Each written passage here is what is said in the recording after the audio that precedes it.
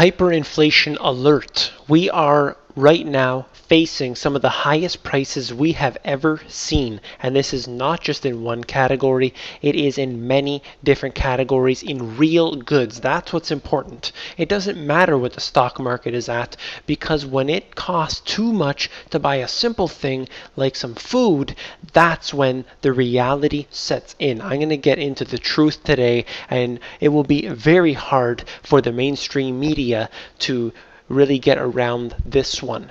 Price index for meats, poultry, fish, and eggs rocket to all-time high.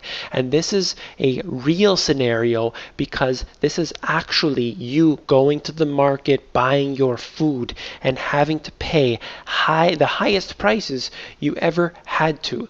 Now, the reasons why this is the case, I'll get into that in a moment, and you've heard me talk about it so many times before, but herein is the proof. Let's go into the chart right now, which shows you a straight line, no matter if it's recession or depression or whatever the scenario may be. This is that you probably can't see it, but from 1967 this chart starts off at up until present day, and you have practically a straight line heading upward. Now you have to ask yourself the question, why is this occurring? Now they may say, well, it's inflation. That's inflation. It just happens a few percent every year. It's normal. Well, that really isn't normal. There have been many periods throughout history when this wasn't normal, and I will show you why in just a second. Let me get to some more examples. Gasoline at US pumps set to hit a 6-year seasonal high. The gas prices are astronomical right now. It has become so unaffordable. If you think to a decade ago or perhaps a little more, the gas prices were significantly cheaper. Nothing with the gas has changed. It's not any better technology. It isn't any better in any way. It just costs more dollars to purchase. That's what it comes down to. I'll leave it at that. Let me go on. Consumer prices rise sharply in May. This is just May, but this is the kind of thing that we've run into for years. We're looking at every price going up. Nothing goes down in price in general. For the most part, your daily consumable things, the electricity, the food, etc., are going up in price. Now, are these foods any better than they were 100 years ago? This is the argument I made in my book. They're not. Really, they're probably worse, if anything.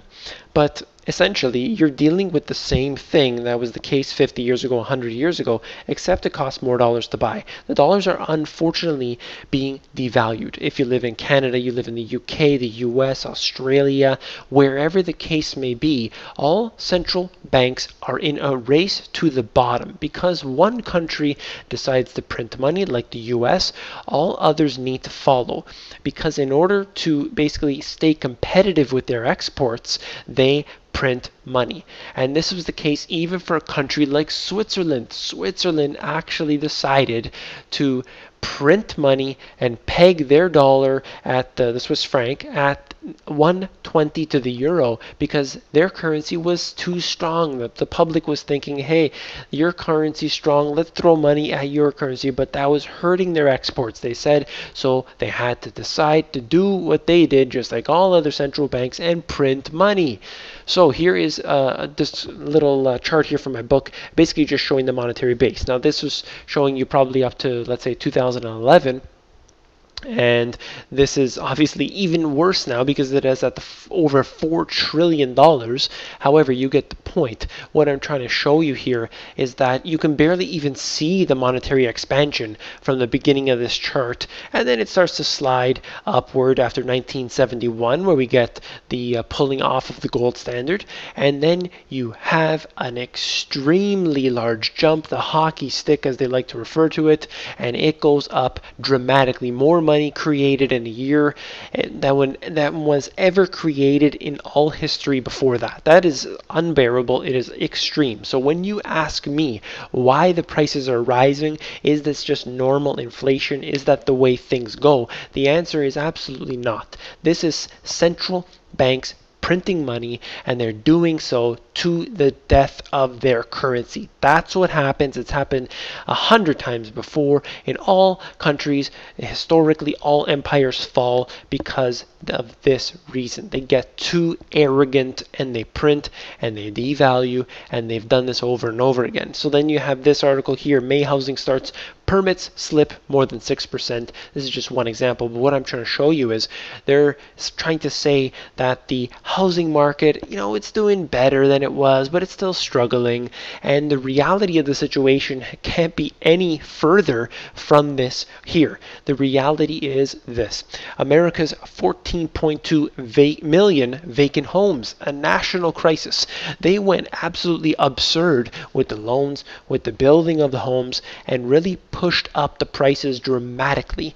And you have millions upon millions of empty homes in the US. In China, you have even more, and these are just some examples. But essentially, when you keep interest rates all the way at the bottom, and you have money being practically handed out to people, and you don't scrutinize them for their what they need for loans and so on and so forth, you have a glut. And that's exactly what happens. You would not believe the amount of time it's going to take to sell these 14.2 million homes. This is absurd. You can see their monetary policy, their fiscal policy, what it's doing. They're going way into deficit. They have gluts like this. They have a national deficit that is extreme. It is not going anywhere. This is how a country gets into hyperinflation. There is no way out. I hope that you will become an insider like many of the others have been. I'm getting a lot of great correspondence on there. I want to hear from you guys on the Money GPS Insiders. That is basically an extension of the work I've done in my book, and I can give that away for free. I can get it to your email inbox, and I hope that you'll join me on there. It is at themoneygps.com at the bottom. Fill in your email address, and I'll hope to see you there.